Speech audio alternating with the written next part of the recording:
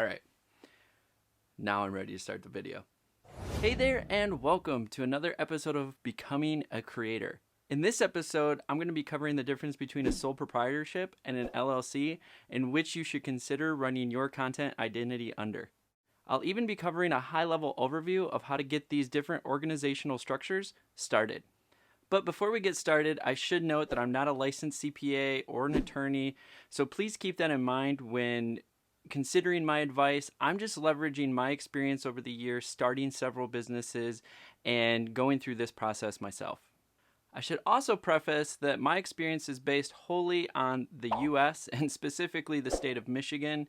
So when looking at your state or your country, keep in mind that the structures may be different or called different things, or the process might even be slightly different. So keep all of that in mind. If you're new here, my name is Brian and I go by the alias of Half Pump. And I've been a streamer and a content creator on and off for the last 3 years, both for fun and professionally.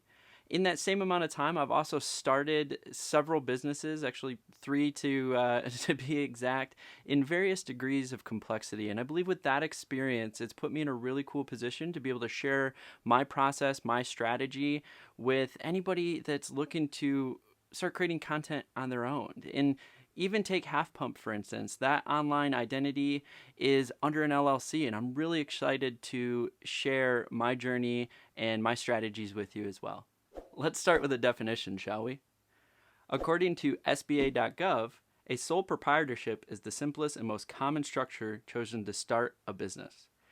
It is an unincorporated business owned and run by one individual with no distinction between the business and you, the owner. You are entitled to all profits and are responsible for all your business's debts, losses, and liabilities. And according to Investopedia.com, a limited liability company, or LLC, is a business structure in the United States whereby the owners are not personally liable for the company's debts or liabilities. Limited liability companies are a hybrid entity that combine the characteristics of a corporation with those of a partnership or a sole proprietorship. So what does all of that mean? Hey there. I know, hard jump cut, right? Real bright, going from dark to bright. But if you're enjoying this content so far, hit that like button, hit that subscribe button. It really helps the channel and I really appreciate it. And so I won't keep you any longer. Let's get back to the content. Simply put, if you want to protect your assets, consider an LLC. It is a more formal process that requires you to file with your state. So for me personally, working in the state of Michigan, I simply had to fill out a form, submit it alongside a $50 processing fee, wait a couple weeks, and then I was approved as an LLC. I should note that the process and the fees can change dramatically by state. I know California is super expensive to file an LLC, for instance, and requires a lot more paperwork. And it's going to be up to you to research what your state requires to file an LLC. Now, I know that might sound like an LLC is your only option because you're like, yeah, I want to protect my assets, but it really isn't. And a sole proprietorship is still a valid option, and I'm going to dive a little bit more into that here in just a moment. A sole proprietorship tends to be a great place to start because it really takes nothing at all to get it started. You simply start working on your project, start working on your passion, and you're off to the races. And is generally a good strategy to consider if you have a low risk business, meaning the product or the content you're creating isn't going to cause harm to anybody. And again, generally speaking, a social media presence or a content creation presence, regardless of the platform, is fairly low risk unless you start selling dangerous products or giving advice that could be questionable. You can even formalize your sole proprietorship a little bit more by creating what's called a DBA, or doing business as. This allows you to use a different name that you may choose. So I might use Half Pump, for instance, and then I am able to use that name when creating various financial accounts, or it allows some separation between my person and the identity I'm going by online. So do keep that in mind. We can formalize a sole proprietorship a little bit, but you aren't separating yourself from the liabilities of that entity, and I think that's an important distinction. So you might ask yourself, why did I choose to go with an LLC for Half Pump? And simply put, it was a better safe than sorry approach. I wanted to formalize the identity and truly create a separation between my person and the content I was creating. And after researching things, it was so simple in my state to just fill out this form and submit it alongside a $50 processing fee that I thought, why not? There's no harm in it. And in other scenarios, it made it a little bit easier to create various business bank accounts or business PayPal accounts, which is a whole nother episode that we'll be talking about. But having that separate identity did streamline that process a bit for me as well. And I'm of the philosophy, if I can figure it out, you can figure it out. Do your research, and if it's something that you're not comfortable with, you can always leverage a licensed CPA or attorney to help you with the LLC process. For me personally, again, I have started several LLCs over the years with various little side businesses I've had, and all of it really just had to do with this better safe than sorry mentality.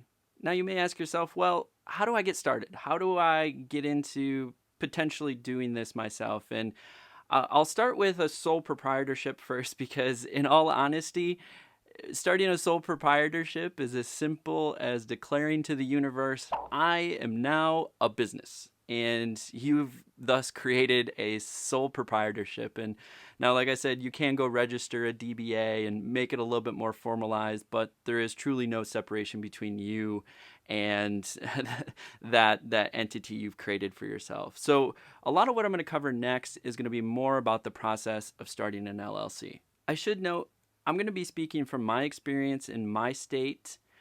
So keep all of this in mind. As I had mentioned earlier, the process and the costs could be very different for your state. So I highly encourage you, do your research, but you may find this is a lot easier than you think it is. But if it's something that you feel is a little bit over your skis, please go work with a licensed CPA, go work with an attorney. They do have their own fees involved as well, but they're really going to be able to help you do this right if it ends up being something you're not comfortable with. As I explained in my last video on choosing the right name for your online identity or your content creator identity, you should always start with your state's business entity search. And with the business entity search, you're going to be able to start punching in the name of your desired identity and be able to see if it's available to create an LLC out of. You should also note that there are some naming requirements, at least in my state, around how you can name an LLC. For instance, it was best practice to include either limited liability company or LLC in the name that I created. And then that's why I actually spun off and made a DBA specifically for Half Pump. And again, remember, a DBA is doing business as. So I'm able to do business as Half Pump, even though it might differ slightly than what my LLC name is under. Once you've confirmed that the name is available for the LLC that you want to start, next comes figuring out the paperwork process. I was lucky enough that in my state, it was all laid out for me on my government website. I was able to then leverage several other online resources to get a clearer idea of what is the best strategy for this, because I just wanted to be sure, right? I wanted to cross my T's, dot my I's, make sure I wasn't missing anything, and make sure that it didn't end up being more complicated than what it was developing to be in my case, which was fairly straightforward. So again, go out to your state's government webpage or simply use Google to search for creating an LLC in XYZ state. And you're going to get a ton of resources on how to create an LLC in your given state. Once you've formalized an LLC, you can start doing some really interesting things from a financial perspective, but I'm going to save that from another episode where I'm going to actually talk about how to organize your finances, regardless if you're a sole proprietorship or an LLC. Now, I know that's a lot, and it might not be the easiest of subjects, and I know a lot of the instruction is go research it, but I think that's an important piece to it, because you have to identify what is the risk you're willing to take. Are you willing to take the risk of filing an LLC on your own, or would you prefer to have somebody else do it that's certified to do it, like a CPA or an attorney? But then the same question applies to, are you willing to take on the financial risk and be a sole proprietorship where your personal assets are tied into your company or your content identity? Those are all questions you have to ask yourself before you can make the decision of which direction to go and what strategy is going to be the best for you. So at the end of the day, it's research. You have to figure it out for yourself. But you can use videos like this as a guide to understand what wading into those waters might look like. And as evidenced by the fact that I've been able to do it several times, it is truly obtainable by somebody that's not certified to do this. So don't be scared. Put yourself out there a little bit, do a little bit of research, and figure out how to work through this process. And I'm sure you'll be surprised by your capabilities and the ease, well, again, depending on your state, of filing your own LLC. In my next episode, I'm going to be talking all about finances, why it's important to segregate purchases, track your expenses, how to structure your finances, or what may or may not be a good fit for what you're trying to do. So I'm super excited to kind of take this to the next step after you figure out how to structure your business. If you're enjoying content just like this, you can catch me on my Instagram every day, where I post behind the content view into exactly how I make episodes just like this. You can also catch me on Twitch every Sunday, Tuesday, and Thursday at 7 p.m. Eastern Time, where I usually start the stream off talking about content creation and my strategy before jumping into some of my favorite games. And then, as always, I'm keeping the conversation alive on Twitter. So until next time, take it easy, and thanks for stopping by.